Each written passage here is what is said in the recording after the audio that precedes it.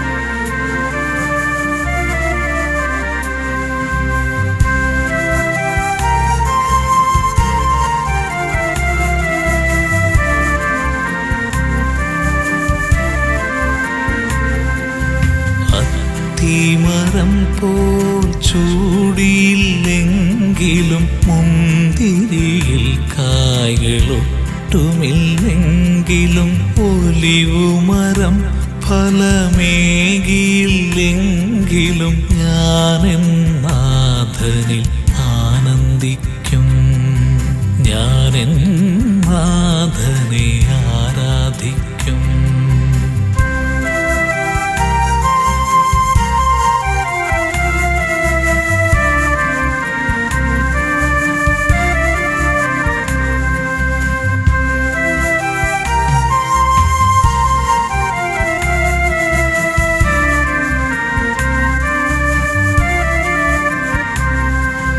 വയലിൽ കതിരൊന്നുമില്ലെങ്കിലും ആലയിൽ കാലികളില്ലെങ്കിലും, വയലിൽ കതിരൊന്നുമില്ലെങ്കിലും ആലയിൽ കാലികളില്ലെങ്കിലും അജഗണമറ്റങ്ങു പോയിടിലും, അജഗണമറ്റങ്ങു പോയിടിലും നാഥനിൽ ഞാനെന്നും ആനന്ദിക്കും, എൻ്റെ കർത്തനെ ഞാനെന്നും ആരാധിക്കും.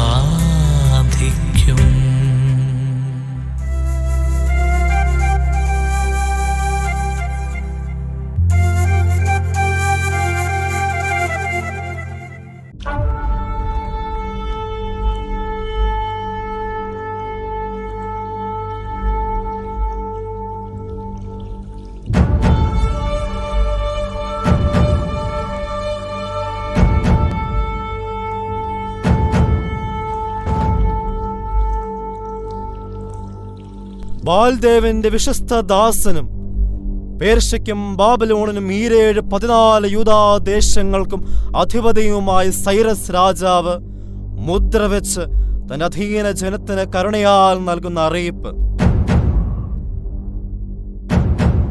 കൊട്ടാര വളപ്പിൽ അരുമയായി വളർത്തുന്ന 7 സിംഹങ്ങൾ കൂട് തകർത്ത് പുറത്തു ചാടിയിരിക്കുന്നു.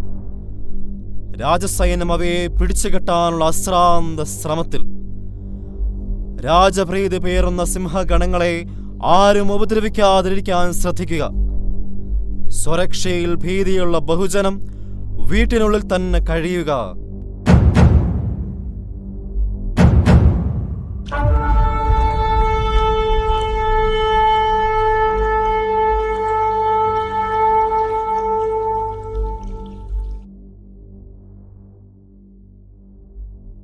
കഴിഞ്ഞ ആഴ്ച സൈറസ് രാജാവ് കുറെ യൂതന്മാരുടെ ചെവിയിൽ ഈയമുരുക്കി ഒഴിച്ചില്ലേ? ആ കൂട്ടത്തിൽപ്പെട്ടവനാണെന്ന് തോന്നുന്നു. ഇത്രയും വലിയ വിളംബരം നടന്നിട്ടും ഈ വിട്ടി കേട്ടമട്ടില്ല. ഏയ് കോമാളി, വിളംബരം കേട്ടില്ലേ? ഇവിടെ ഇരിക്കുന്നത് അപകടമാണ്. വിശന്നിരിക്കുന്ന 7 സിംഹങ്ങളാണ് പുറത്തുള്ളത്. വേഗം വേഗം കൊത്തളത്തിലേക്ക് കയറാൻ നോക്ക്. നടക്ക്. സിംഹങ്ങൾ വരും. ദാ ഇവിടെ 6 അടി അകലം വരെ മാത്രം. പിന്നെ അവ ആടിനെ പോലെ തിരിച്ചു പോയിക്കൊള്ളും. വിഡ്ഢിത്തം പറയാതിരിക്കും ജന്തു. ഉയിര് വേണമെങ്കിൽ എഴുന്നേറ്റ് പോ. ഇവിടെ ഒരു സിംഹവും വരില്ല ചങ്ങാതി. ഈ സ്ഥലം ഏതാണെന്ന് അറിഞ്ഞിരുന്നെങ്കിൽ നിങ്ങൾ പടച്ചട്ടയും കാലുറയും മാറ്റിവെച്ച് ഇവിടെ മുട്ടിൽ നിന്നനെ.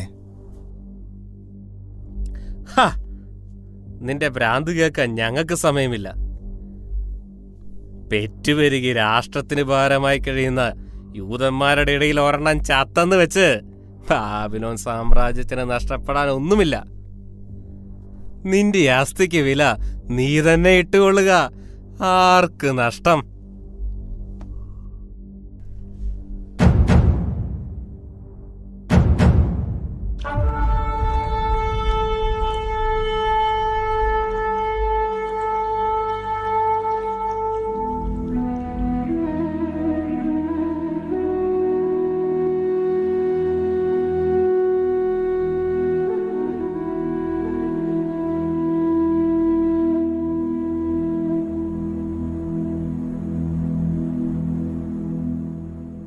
ഹേയ്, വിളംബരം കേട്ടില്ലേ? സിംഹങ്ങൾ വരുന്നു. മ്യായിമിലെ ബാൽ പ്രതിമയുടെ അടുത്ത് വെച്ച് 1-2 എണ്ണത്തിനെ ഞങ്ങളും കണ്ടതാ. അവ അടുത്തുണ്ട്. വരൂ, രക്ഷപ്പെടാം. സിംഹങ്ങൾ വരും. ദാ ഇവിടുന്ന് 6 അടി അകലം വരെ മാത്രം. പിന്നെ അവ ആടിനെ പോലെ തിരിച്ചു പോയിക്കോളും. അഖദോൾ, അവ കൂറ്റന്മാരാണ്. നമ്മൾ ഇത്രയും പേർ ചേർന്ന് നിന്നാൽ പോലും അവയ്ക്കെന്ന് കൊടയാൻ പോലുമില്ല. എന്റെ കുഞ്ഞുങ്ങളെ, നിങ്ങൾ യഹൂദരല്ലേ? സങ്കീർത്തനങ്ങൾ നിങ്ങൾക്ക് അന്യമോ? കേട്ടുകൊള്ളുക. നിന്റെ പാദം കല്ലിൽ തട്ടാതിരിക്കാൻ അവൻ നിന്നെ കൈകളിൽ താങ്ങിക്കൊള്ളും. സിംഹത്തിന്റെയും അണലിയുടെയും മേൽ നീ ചവിട്ടി നടക്കും. യുവസിംഹത്തെയും സർപ്പത്തെയും നീ ചവിട്ടി മെതിക്കും.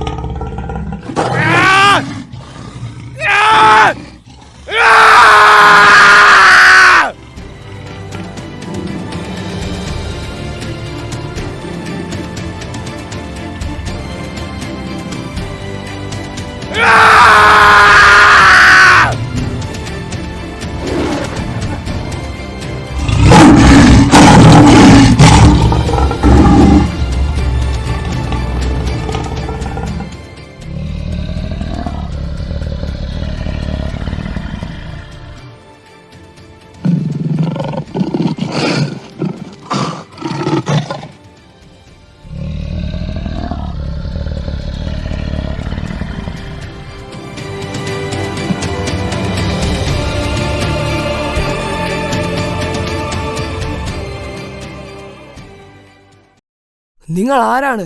മാന്ത്രികനോ? ആഭിചാരക്കാരനോ? ആർത്തിരമ്പി അലറിയെടുത്ത സിംഹങ്ങൾ പോലും ആറടിയകലെ മുട്ടുകുത്തി വണങ്ങി മടങ്ങണമെങ്കിൽ പറ, നിങ്ങൾ ആരാണ്? പേരാണ് ചോദ്യമെങ്കിൽ അതിൽ കാര്യമില്ല മക്കളെ. ആകാശങ്ങളെ മൂടുന്ന പരമപരിശുദ്ധിയോടെ പാരാൻ പർവ്വതത്തിലിറങ്ങി വന്ന യഹോവയുടെ മുന്നിൽ മുട്ടിൽ വീണ വിനീതദാസനാണ് ഞാൻ, നവി ഹഗാക്കുക്ക്. നിങ്ങൾ എന്നെ പ്രവാചകൻ ഹബക്കുക്ക് എന്ന് വിളിച്ചോളൂ.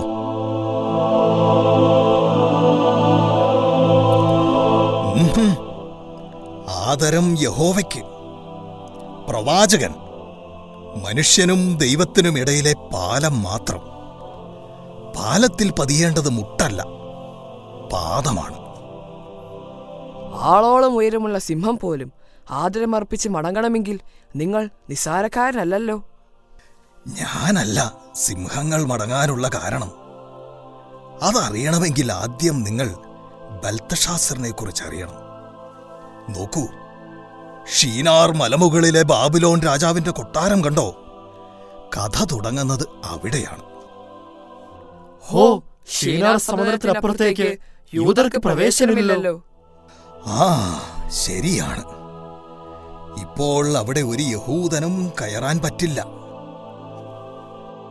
പക്ഷേ ആഴിക്കും അമ്പരത്തിനുമിടയിൽ ജനിച്ച ഒരാൾക്കും കീഴടക്കാൻ കഴിയാത്ത ബാബിലോൺ സാമ്രാജ്യത്തിന്റെ കോട്ടക്കൊത്തളങ്ങളെ കടന്ന് കൊട്ടാരത്തിൽ കയറി മഹാരാജാവിനെ മുട്ടിൽ നിർത്തിച്ച ഒരാളുടെ കഥയാണ് എനിക്ക് പറയാനുള്ളത്. അയാളുടെ പേര് ദാനിയേൽ.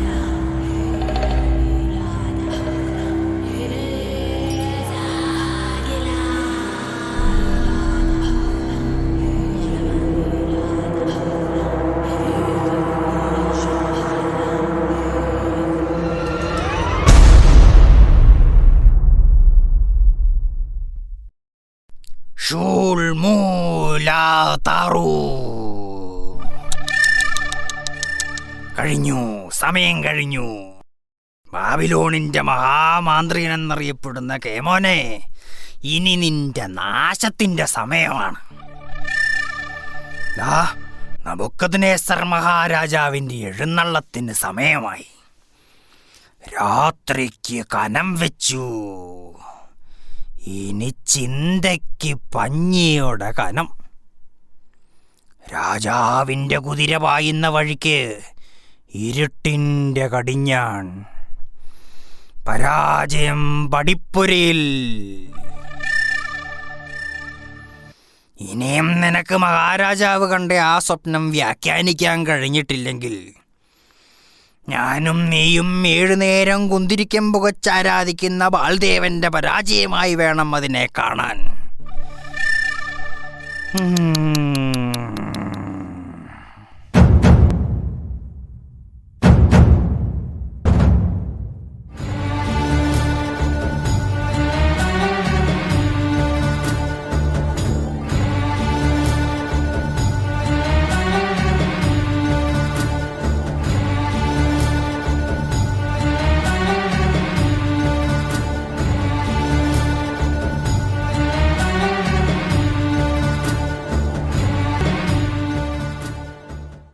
അഷ്പേനാസിന്റെ അമിത വിനയത്തിന് പിന്നിൽ ഒരു പരാജിതന്റെ ജാള്യമുണ്ടോ?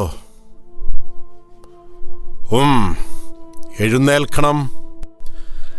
മഹാരാജാവ് നബൂഖദ്നേസറിന്റെ ക്ഷമ ബാബിലോണിലോളം ഉയർന്നു നിൽക്കട്ടെ. അപ്പോൾ കേമോനും എന്റെ സ്വപ്നങ്ങളുടെ വ്യാഖ്യാനം തരാൻ പറ്റിയില്ല എന്നർത്ഥം അല്ലേ? അഷ്പേനാസിന്റെ ഷണ്ടപ്പട സെബിലൂൺ കടന്ന് മുന്നോട്ട് പോയിട്ടുണ്ടേ. നിനവേയുടെ കരവിലൊരു ഉഗ്ര മന്ത്രവാദിയുണ്ടത്രേ. കാള വിട്ട് വിളിച്ച വിളിപ്പുറത്ത് ബാലും മഷേരിയും പീഠമിട്ടിരിക്കുന്ന ത്രികാല ജ്ഞാനിയൻ, മരണമില്ലാത്ത മഹാ അഷ്പേനാസ്!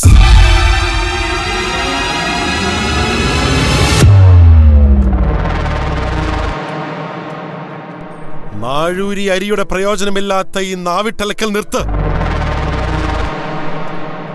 ചെല്ലിനും ചെലവിനും ചില്ലുവാനത്തിനും വേണ്ടി മാത്രം ചീഞ്ഞളിഞ്ഞ് വായി തുറക്കുന്ന ഈ കൽദായ ക്ഷുദ്രക്കാരുടെയും മന്ത്രവാദി പടയുടെയും സേവനം ഈ കൊട്ടാരത്തിന് ഇനി ആവശ്യമില്ല.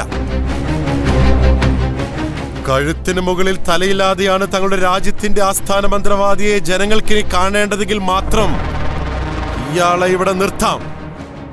അല്ലെങ്കിൽ കഴിവുകെട്ട ഈ കോമരത്തെ വിളിച്ചുകൊണ്ടുപോ.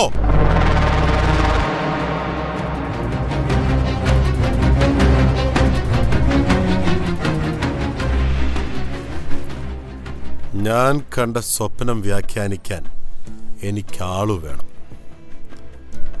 നീ കൊണ്ടുവന്ന മന്ത്രവാദികളും എന്റെ ലയത്തിലെ കഴുതുകളും തമ്മിൽ യാതൊരു വ്യത്യാസവുമില്ലാത്ത സ്ഥിതിക്ക് ഇനി ആര് വ്യാഖ്യാനിക്കണമെന്ന് ഞാൻ തന്നെ പറഞ്ഞു തരാം. മഹാരാജാവ് കൽപ്പിച്ചാലും 7 കടലും 70 സാമ്രാജ്യങ്ങളും താണ്ടിയായാൽ പോലും അങ്ങ് പറയുന്നയാളെ അഷ്പേനാസിന്റെ അശ്വാരൂഢപ്പട ദാ ഈ സന്നിധിയിൽ നിർത്തിത്തരും. കൊട്ടാരത്തിലെ ചക്കാട്ടുന്ന കാളയുടെ ചാണകത്തിനുണ്ട് നിന്റെ വാക്കിനേക്കാൾ വില. എങ്കിലും രാജകൽപ്പന കേട്ടുകൊള്ളുക.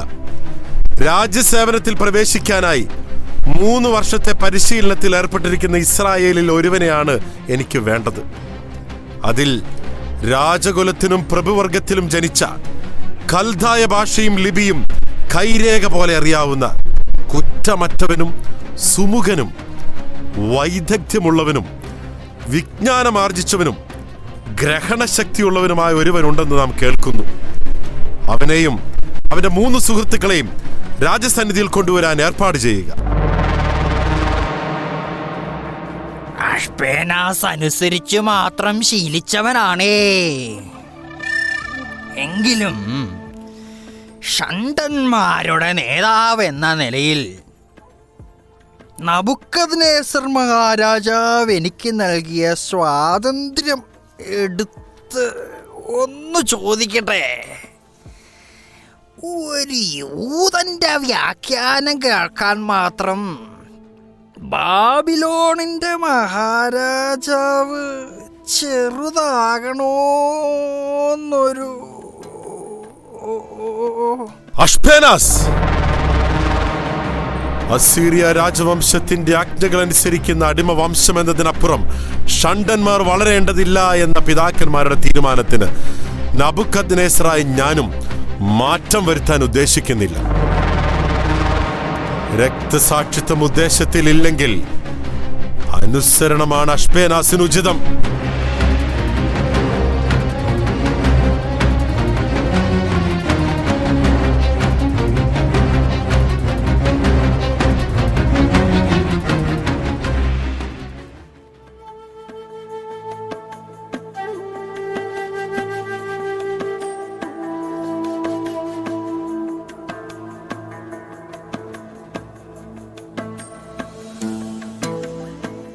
വരിക യൂദ യൗവനമേ, ഇളക്കമില്ലാത്ത വാക്കുകളുടെ കല്ലേ പിളർക്കുന്ന നബുക്കദ്നേസർ ശാസനം കേട്ടുകൊള്ളുക. എന്റെ സ്വപ്നവും അതിന്റെ വ്യാഖ്യാനവും പറയാൻ കഴിയാത്ത കൽദായ ക്ഷുദ്രക്കാരും അസീറിയൻ മന്ത്രവാദികളും കൊട്ടാര വളപ്പിലെ പൊങ്ങുപനകളുടെ ചോട്ടിൽ ഇന്ന് വളമാണ്. വളക്കൂറിന് പൊലിമ കൂട്ടാൻ യൂദരക്തം ഉചിതമാണെന്ന് നബുക്കദ്നേസറിനറിയാം. ദേവന്മാർക്ക് പോലും അസാധ്യമെന്ന് കൊട്ടാര സദസ് പോലും പറയുന്ന ആ സ്വപ്ന വ്യാഖ്യാനം നടത്തിയാൽ ബാബിലോണിന്റെ തിലകമെന്ന രാഷ്ട്ര ബഹുമതിയും ബാബിലോൺ പ്രവിശ്യകളുടെ ഭരണാധികാരവും ജ്ഞാനികളുടെ തലവനെന്ന പൊൻസ്ഥാനവും നിന്നെ കാത്തിരിക്കുന്നു. ദാനിയേലിനും കൂട്ടർക്കും ശ്രമം തുടങ്ങാം.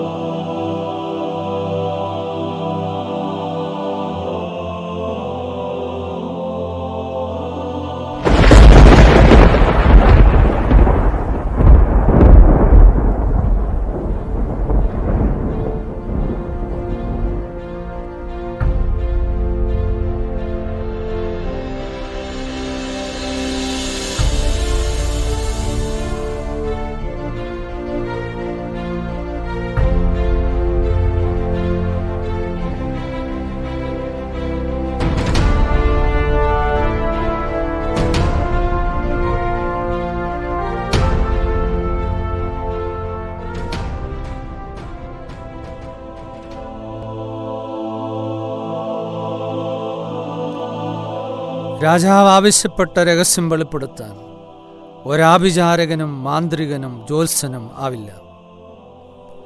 എന്നാൽ രഹസ്യങ്ങൾ വെളിപ്പെടുത്തുന്ന ഒരു ദൈവം, സർവശക്തനായ യഹോവ സ്വർഗത്തിലുണ്ട്. അവിടുന്ന് ഭാവിയിൽ സംഭവിക്കാനിരിക്കുന്ന കാര്യങ്ങൾ നെബൂഖദ്നേസർ രാജാവിന് വെളിപ്പെടുത്തിയിരിക്കുന്നു. നിന്റെ സ്വപ്നവും കിടക്കയിൽ വെച്ചുണ്ടായ ദർശനങ്ങളും വ്യാഖ്യാനിക്കാൻ യഹോവയായ ദൈവം ഞങ്ങളെ സഹായിക്കും. കേട്ടുകൊള്ളുക.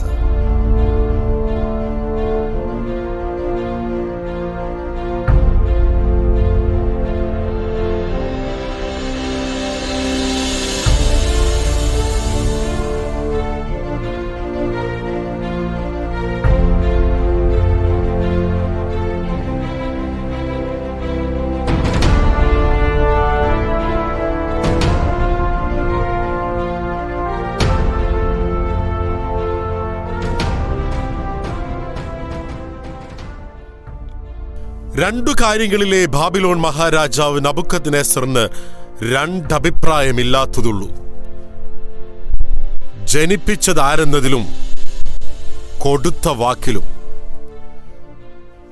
നാം മേൽപ്പറഞ്ഞ വാഗ്ദാനങ്ങൾക്ക് പുറമെ രാജകൊട്ടാരത്തിൽ വസിക്കാനുള്ള സൗഭാഗ്യവും ഈ നിമിഷം മുതൽ ദാനിയേലിനും സുഹൃത്തുക്കൾക്കും തുല്യം ചാർത്തുന്നു. അംഗരക്ഷകരിൽ പ്രമുഖൻ ഇവർക്ക് വഴി കാണിച്ചു കൊടുക്കട്ടെ.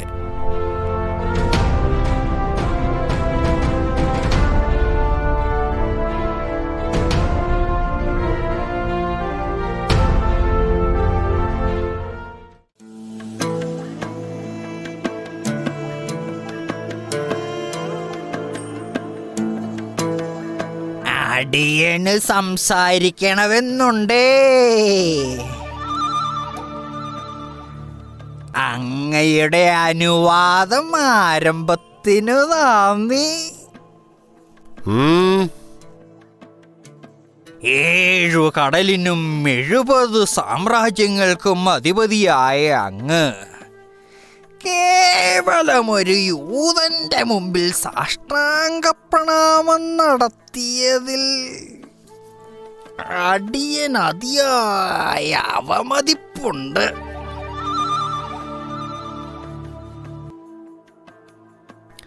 രാജാവായ അങ്ങ് അവന്റെ മുമ്പിൽ സാഷ്ടാംഗ പ്രണാമം ചെയ്തു. പക്ഷേ അവനോ രാജസന്നിധിയിൽ വന്നപ്പോഴോ പോയപ്പോഴോ അങ്ങയൊന്നു കുമ്പിടാനോ വണങ്ങാനോ പോലും അയാൾ തയ്യാറായില്ല. യൂതന്മാരെപ്പോഴും അങ്ങനെയാണ്.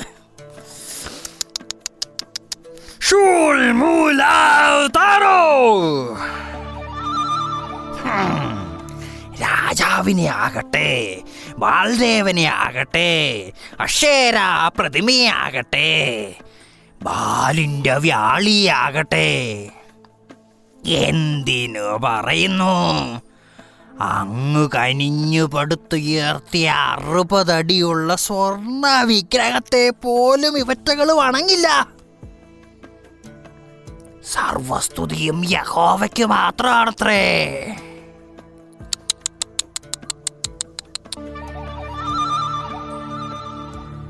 അടിമകളുടെ അഹന്ത ശേഷം അനുവദിക്കാത്ത അസീറിയൻ രാജസിംഹാസനം ഒരു യൂത ചെറുക്കൻ്റെ മുമ്പിൽ അശേഷം പതറിയോ എന്ന് അഷ്പേനാസ് ഒന്ന് സംശയിച്ചു പോയേ.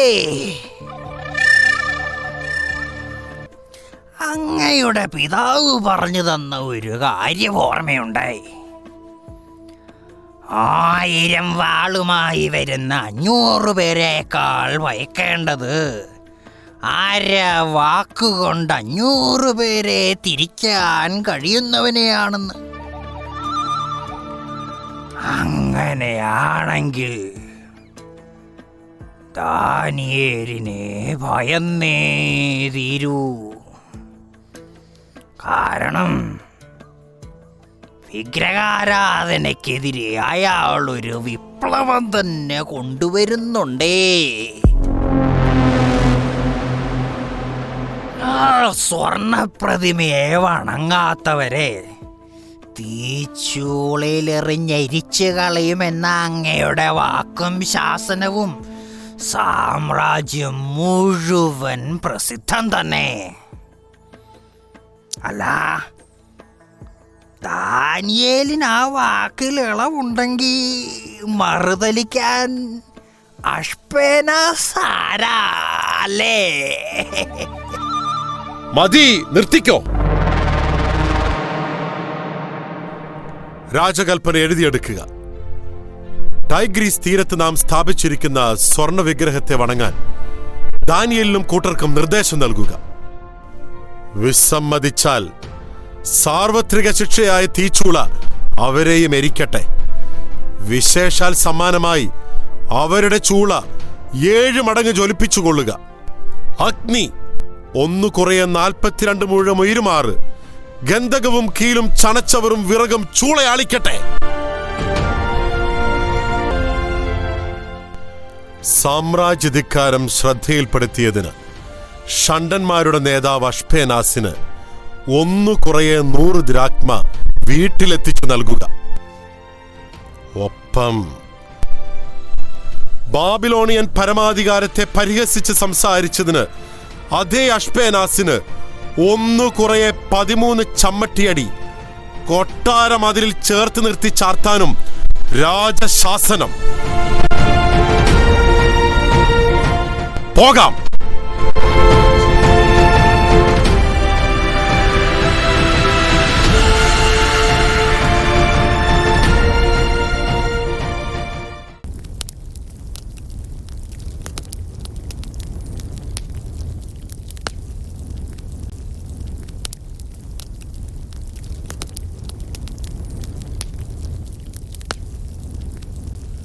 ഞാൻ നിർമ്മിച്ച സ്വർണ്ണ വിഗ്രഹത്തെ വണങ്ങാത്ത ദാനിയേലിനെയും കൂട്ടുകാരെയും ഈ തീച്ചൂളയിലേക്ക് എറിഞ്ഞ് കൊന്നുകളയൂ.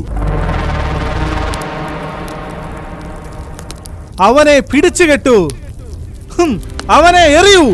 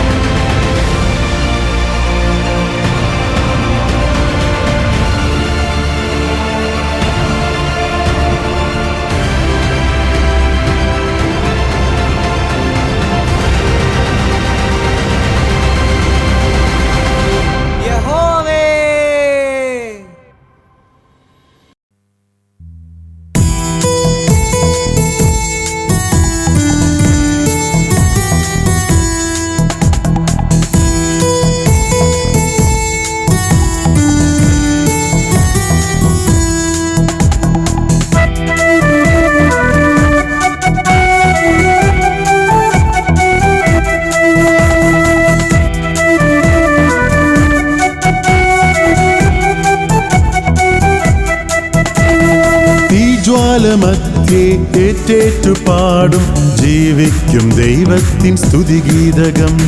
മരണം നിഴൽ വീശും താഴ്വാരമെങ്കിലും തളരില്ല പതറില്ല ഇനിയൊട്ടും ഞാൻ. സർവശക്തനായ ദൈവമാണ് എൻ്റെ ആശ്രയം, അവനെന്നും എൻ്റെ കോട്ടയും സങ്കേതവും. സർവശക്തനായ ദൈവമാണ് എൻ്റെ ആശ്രയം, അവനെന്നും എൻ്റെ കോട്ടയും സങ്കേതവും. ഞാൻ പാടിപ്പുകഴ്ത്തും എൻ്റെ ജീവനാഥനെ, ഈ ജീവനുള്ള കാലത്തോളം പാടിപ്പുകഴ്ത്തും. ഞാൻ പാടിപ്പുകഴ്ത്തും എൻ്റെ ജീവനാഥനെ, ഈ ജീവനുള്ള കാലത്തോളം പാടിപ്പുകഴ്ത്തും.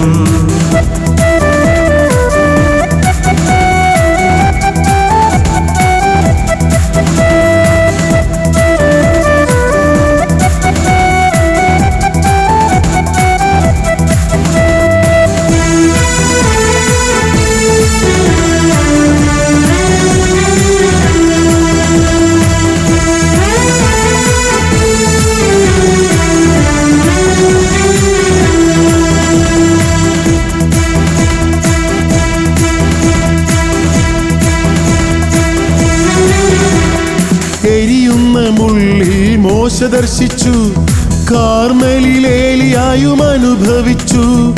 എരിയുന്ന മുള്ളിൽ മോശ ദർശിച്ചു, കാർമലിൽ ഏലിയായും അനുഭവിച്ചു.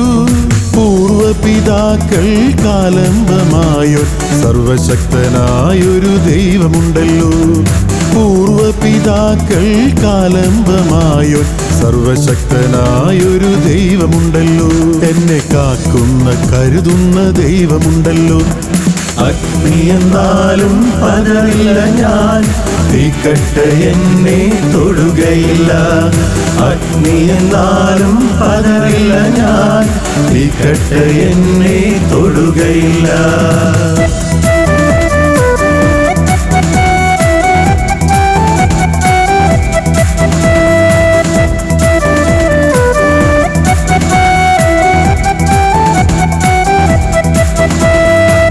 ജ്വാലമധ്യേ ഏറ്റേറ്റു പാടും, ജീവിക്കും ദൈവത്തിൻ സ്തുതിഗീതകം.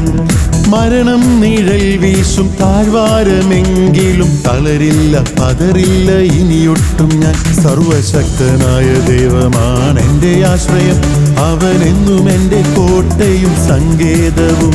സർവശക്തനായ ദൈവമാണ് എൻ്റെ ആശ്രയം, അവനെന്നും എൻ്റെ കോട്ടയും സങ്കേതവും. ഞാൻ പാടിപ്പുകഴ്ത്തും എൻ്റെ ജീവനാഥനെ, ഈ ജീവനുള്ള കാലത്തോളം പാടിപ്പുകഴ്ത്തും. ഞാൻ പാടിപ്പുകഴ്ത്തും എൻ്റെ ജീവനാഥനെ, ഈ ജീവനുള്ള കാലത്തോളം പാടിപ്പുകഴ്ത്തും.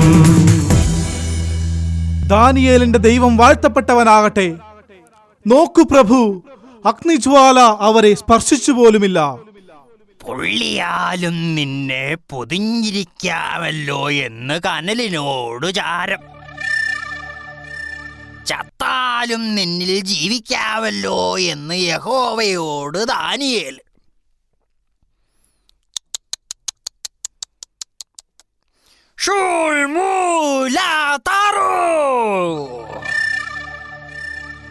അത്യുന്നത ദൈവത്തിന്റെ ദാസന്മാരായ ചെറുപ്പക്കാരെ തീച്ചൂളയിൽ നിന്നും പുറത്തു കൊണ്ടുവരിക. അവരുടെ ദൈവം വാഴ്ത്തപ്പെടട്ടെ. രാജകൽപ്പന എഴുതിക്കൊള്ളുക. ദാനിയേലിന്റെ ദൈവമായ യഹോവയ്ക്കെതിരെ എന്തെങ്കിലും പറയുന്ന ജനതകളെയും ജനപദങ്ങളെയും ഭാഷക്കാരെയും കഷണം കഷണമായി നാം ചിന്തിക്കളയും. അവരുടെ ഭവനങ്ങൾ നിലംപരിശാക്കും. എന്തെന്നാൽ ഈ വിധത്തിൽ രക്ഷിക്കാൻ കഴിവുള്ള വേറൊരു ദേവനില്ല. കിസ്ലേവ് മാസം 13-ാം തീയതി ബാബിലോൺ മഹാരാജാവ് നബൂഖദ്നേസർ തുല്യം ചാർത്തുന്ന ഈ കൽപ്പനയെ ധിക്കരിക്കുന്നവരുടെ തല 3 ദിവസവും 3 വിനാഴികയും കോട്ടവാതിൽ പ്രദർശനത്തിന് വയ്ക്കുന്നതായിരിക്കും.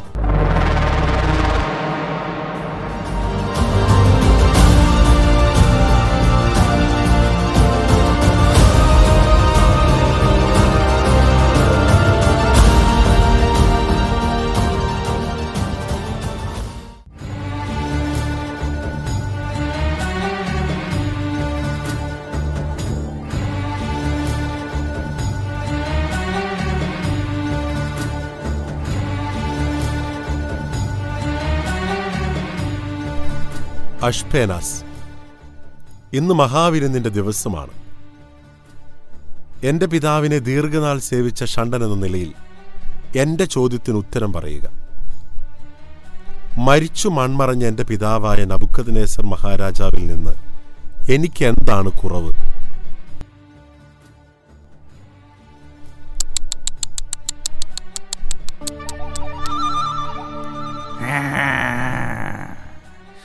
ഉത്തരം ബെൽഷാസർ രാജാവിന് ഇഷ്ടമായാൽ അടിയൻ ഒന്നു കുറയെ 100 ദ്രാഗ്മ സമ്മാനം. ഉത്തരം തിരുവുള്ളക്കേടുണ്ടാക്കിയാലോ അടിയൻ ഒന്നു കുറയെ 13 ചമ്മട്ടിയടി. തല്ലും തടവും ജാതകത്തിൽ എഴുതിയത് അക്ഷേരാദേവിയാണെങ്കിൽ തടയാൻ അഷ്പേനാസിന് പറ്റുമോ? ഇല്ല.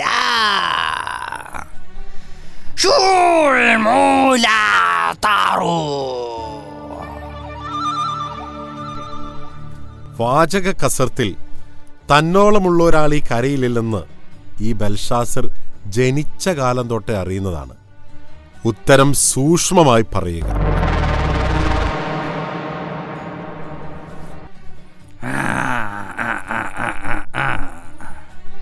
കാഴ്ചയിൽ മാത്രം പിതാവും പുത്രനും വ്യത്യസ്തർ. സ്വരത്തിന് സാമ്യം 199. ആകാര സൗഷ്ഠവ സൗന്ദര്യാദികളിൽ കടുകോളമില്ല ഘടകം. നബുക്കദ്നേസർ മഹാരാജാവിനോളം ഉയരാൻ അങ്ങനെ ചെയ്യേണ്ടതൊന്നുകൂടിയേ ഉള്ളൂ. യഹോയാക്കീം എന്നൊരു യൂദാരാജാവ് യെരൂശലേം ഭരിച്ചിരുന്നു. അയാളുടെ 3-ാം ഭരണവർഷം അങ്ങയുടെ പിതാവ് നബുക്കദ്നേസർ മഹാരാജാവ് അതിനെ ആക്രമിച്ചു കീഴ്പ്പെടുത്തി.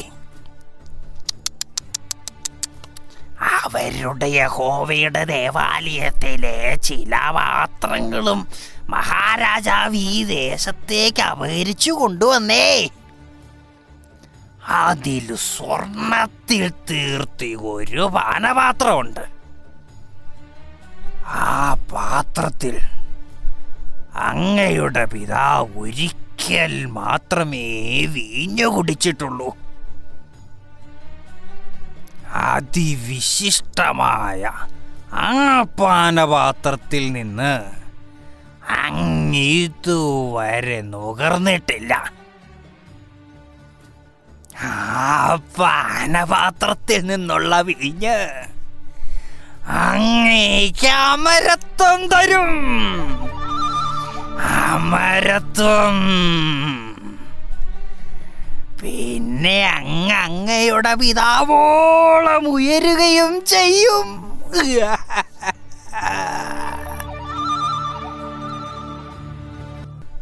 മഹാവിരുന്നിന്റെ ദിവസം തന്നെ ഈ വിവരമറിഞ്ഞതിൽ അതിയായ സന്തോഷം.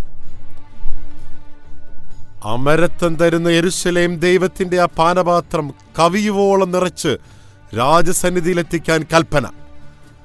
മതിച്ചുന്മത്തരാകാത്ത ആരും കൊട്ടാരം പടിക്കെട്ടുകൾ കടന്ന് ബാബിലോണിയയുടെ തെരുവിലേക്ക് ഇറങ്ങാതിരിക്കട്ടെ.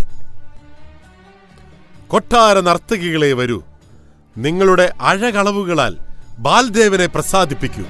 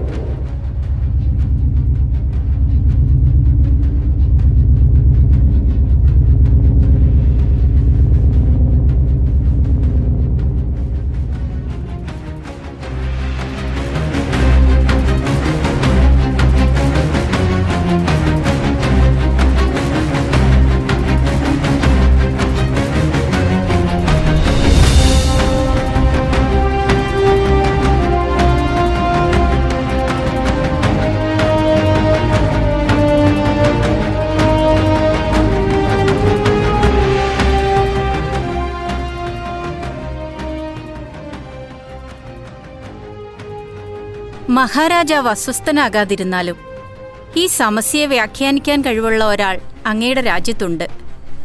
അങ്ങയുടെ പിതാവ് ഇത്തരമൊരവസരത്തിൽ സമീപിച്ചതും അയാളെ തന്നെയാണ്.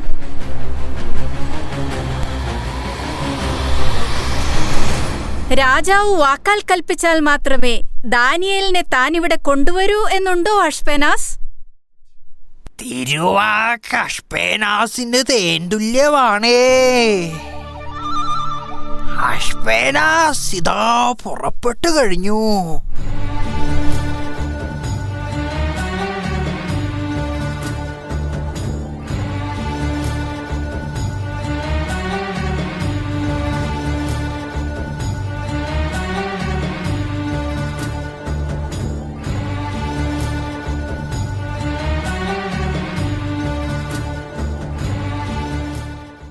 നിങ്ങളാണോ യഹോവയുടെ പ്രവാചകനായ ദാനിയേൽ? വിശക്കുന്ന സിംഹങ്ങൾക്കിരയായി പലവരു കൊടുത്തിട്ടും ഉയിരോടെ കരകയറിയവനെന്നൊരു ഖ്യാതിയുണ്ട് തനിക്കല്ലേ? ഇതാ നിനക്ക് മുമ്പിൽ ഒരു സമസ്യ. ജ്ഞാനികൾക്കും ആഭിചാരക്കാർക്കും മന്ത്രവാദികൾക്കും സാധിക്കാത്തത് വിശദീകരിച്ചു തരുന്ന പ്രവാചകനാണ് നീ എന്ന് കേട്ടിട്ടുണ്ട്. 33 കോടി ദേവതകളുടെയും ബാലിന്റെ വ്യാളിയുടെയും പേരിൽ യൂദാവംശജനായ ദാനിയേലിന് ബാലിന്റെ ദാസനായ ബൽഷാസർ രാജാവ് നൽകുന്ന വാഗ്ദാനം. ഇപ്പോൾ ഈ എഴുത്തു വായിച്ച് അതെനിക്ക് വ്യാഖ്യാനിച്ചു തരാൻ നിനക്ക് കഴിഞ്ഞാൽ ധൂമ്രവസ്ത്രവിഭൂഷിതനായി കഴുത്തിൽ പൊന്മാല ചാർത്തി നീ രാജ്യത്തിന്റെ 3ാം ഭരണാധികാരിയാകും. ഇത് 3 തരം.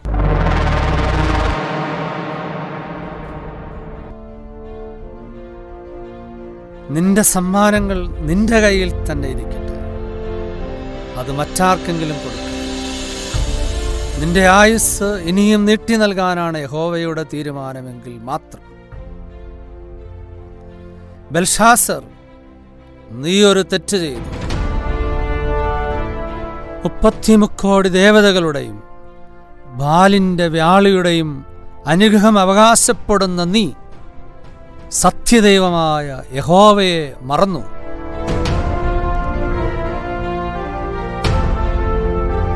രാജാവേ, അത്യുന്നതനായ ദൈവം നിന്റെ പിതാവായ നെബൂഖദ്നേസറിന് രാജത്വവും മഹത്വവും പ്രതാപവും ആധിപത്യവും നൽകി. അവിടുന്ന് അവന് കൊടുത്ത മഹത്വം നിമിത്തം എല്ലാ ജനതകളും ജനപദങ്ങളും ഭാഷക്കാരും അവന്റെ മുമ്പിൽ ഭയപ്പെട്ടു വിറച്ചു. അവനിഷ്ടാനുസരണം കൊല്ലുകയോ ജീവിക്കാൻ അനുവദിക്കുകയോ ഉയർത്തുകയോ താഴ്ത്തുകയോ ചെയ്തു പോന്നു. എന്നാൽ അവൻ അഹങ്കരിക്കുകയും ഹൃദയം കഠിനമാക്കുകയും ഗർവോടെ പ്രവർത്തിക്കുകയും ചെയ്തപ്പോൾ രാജസിംഹാസനത്തിൽ നിന്ന് അവൻ ബഹിഷ്കൃതനായി. അവന് മഹത്വം നഷ്ടപ്പെട്ടു. അവൻ മനുഷ്യരുടെ ഇടയിൽ നിന്ന് ഓടിക്കപ്പെട്ടു. അവൻ്റെ മനസ്സ് മൃഗതുല്യമായി. അവൻ്റെ വാസം കാട്ടുകഴുതകളോടൊത്തായി. അവൻ കാളയെപ്പോലെ പുല്ലുതിന്നു. ആകാശത്തിലെ മഞ്ഞുകൊണ്ട് അവൻ്റെ ദേഹം നനഞ്ഞു. അത്യുന്നതനായ ദൈവമാണ് മനുഷ്യരുടെ രാജ്യം ഭരിക്കുന്നതെന്നും അവിടുന്ന് ഇച്ഛിക്കുന്നവരെയാണ് അധികാരം ഏൽപ്പിക്കുന്നതെന്നും മനസ്സിലാക്കുന്നതുവരെ അവൻ ഇങ്ങനെ കഴിഞ്ഞു.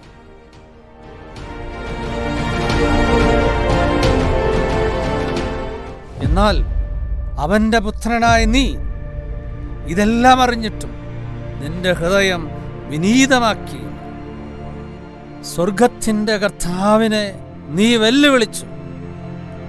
അവിടുത്തെ ആലയത്തിലെ പാത്രങ്ങൾ കൊണ്ടുവന്ന് നീയും നിന്റെ പ്രഭുക്കന്മാരും ഭാര്യമാരും ഉപനാരികളും അവയിൽ വീഞ്ഞു കുടിച്ചു. വെള്ളി, സ്വർണം, ഓട്, ഇരുമ്പ്, മരം, കല്ല് എന്നിവ കൊണ്ടുള്ള കാണാനോ കേൾക്കാനോ അറിയാനോ കഴിവില്ലാത്ത ദേവന്മാരെ നീ സ്തുതിച്ചു. എന്നാൽ നിന്റെ ജീവനെയും നിന്റെ മാർഗങ്ങളെയും നിയന്ത്രിക്കുന്ന ദൈവത്തെ നീ ആരാധിച്ചില്ല. അതുകൊണ്ട് അവിടുത്തെ സന്നിധിയിൽ നിന്ന് അയക്കപ്പെട്ട ഒരു കരം ഇത് എഴുതിയിരിക്കും. ആ ലിഖിതം ഇതാണ്: മെനെ മെനെ തെക്കേൽ പാസി.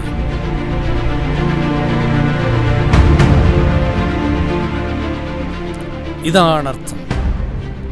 ചെവി തുറന്ന് കേട്ടുകൊള്ളുക. മെനെ, ദൈവം നിന്റെ രാജ്യത്തിൻ്റെ നാളുകൾ എണ്ണുകയും അതിൻ്റെ അവസാനം കുറിക്കുകയും ചെയ്തിരിക്കുന്നു. തെക്കേൽ, നിന്നെ തുലാസിൽ തൂക്കി കുറവുള്ളവനായി കണ്ടിരിക്കുന്നു. പെരേസ്, നിന്റെ രാജ്യം വിഭജിച്ച് മേദിയാക്കാർക്കും പേർഷ്യക്കാർക്കും നൽകിയിരിക്കുന്നു.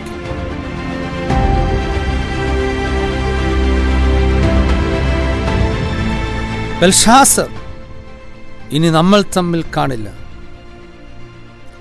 ചെവിയോർത്താൽ മരണത്തിൻ്റെ മാലാകയുടെ ചിറകടിയൊച്ച നിനക്ക് കേൾക്കാം.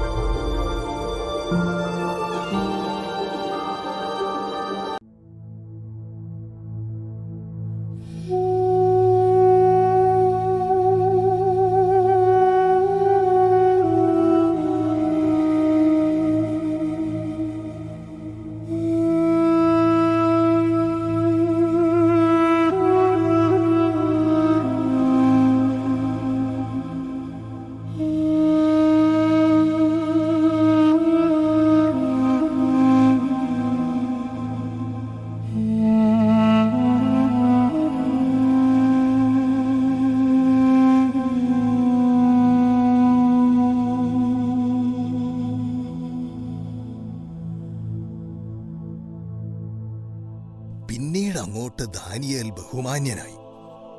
അനേക വർഷങ്ങൾ ദാനിയേൽ യഹോവയ്ക്കു വേണ്ടി പ്രവചനങ്ങൾ നടത്തി. പക്ഷേ ഭരണാധികാരികൾ മാറി മാറി വരുന്നതനുസരിച്ച് ദാനിയേലിനെ പിന്നെയും പിന്നെയും പല പ്രാവശ്യം തീച്ചൂളയിലിട്ടു. പല പ്രാവശ്യം സിംഹങ്ങൾക്ക് ഇരയായി കൊടുത്തു. അവ പൂച്ച പോലെ ദാനിയേലിന്റെ മുൻപിൽ പതുങ്ങി. യൂദാസ് മക്കബയൂസ് അടക്കമുള്ള സായുധ പോരാളികളിലൂടെ ദൈവം ഇസ്രായേലിനെ കൈപിടിച്ച് നടത്തുമെന്ന് പ്രവചനങ്ങൾ തെളിയിച്ചു. മരിച്ചവർ ഉയർക്കുമെന്നും ഒരു രക്ഷകൻ ഇസ്രായേലിനു വേണ്ടി അവതരിക്കുമെന്നും ഒക്കെയുള്ള പ്രവചനം നടത്തി യഹോവയുടെ ജനത്തിന് ദാനിയേൽ പ്രവചനത്തിലൂടെ ഉറപ്പു നൽകി. ദാനിയേലിനെ അവസാനമായി കണ്ട ഒരാൾ അത് ഈ ഞാനാണ്. സൈറസ് രാജാവിന്റെ ഭരണകാലത്ത് ഷണ്ഡന്മാരുടെയും കൽദായരുടെയും പ്രേരണമൂത്ത് രാജാവ് ദാനിയേലിനെ വീണ്ടും സിംഹക്കുഴിയിലിട്ടു. ഞാൻ അന്ന് യൂദയായിൽ ഒരു വയലിലേക്ക് പണിക്കാർക്ക് അപ്പം കൊണ്ടുപോകുന്നു. ദാനിയേൽ ബാബിലോണിൽ സിംഹക്കുഴിയിലും. ജീവിതത്തിൽ ഇന്നേ വരെ ബാബിലോൺ കണ്ടിട്ടില്ലാത്ത എന്നെ ദൈവത്തിന്റെ ഒരു ദൂതൻ മുടിക്ക് പിടിച്ച് തൂക്കിയെടുത്ത് സിംഹക്കുഴിയുടെ നേരെ മുകളിൽ വായുവേഗത്തിലെത്തിച്ചു. ഞാൻ കൊണ്ടുപോയി കൊടുത്ത അപ്പം കണ്ട് ദാനിയേൽ പറഞ്ഞ അവസാന വാക്കുകൾ എനിക്കിപ്പോഴും ഓർമ്മയുണ്ട്. ദൈവമേ, അങ്ങെന്നെ ഓർമ്മിച്ചിരിക്കുന്നു. അങ്ങയെ സ്നേഹിക്കുന്നവരെ അങ്ങ് ഉപേക്ഷിച്ചിട്ടില്ല. അപ്പോൾ ദാനിയേലിന് കിട്ടിയ ശക്തി നിങ്ങൾക്കും കിട്ടിയിട്ടുണ്ടോ? അല്ലെങ്കിൽ സിംഹങ്ങൾ നിങ്ങളെ കണ്ട് കൊല്ലാതെ തിരിച്ചു പോയതെങ്ങനെയാ? ആ, അത് പറഞ്ഞപ്പോഴാ ഓർത്തത്. ഒരു കാര്യം മറന്നുപോയി. അത് ചെയ്യാനാ ഞാനിങ്ങോട്ട് വന്നത് തന്നെ. വാ.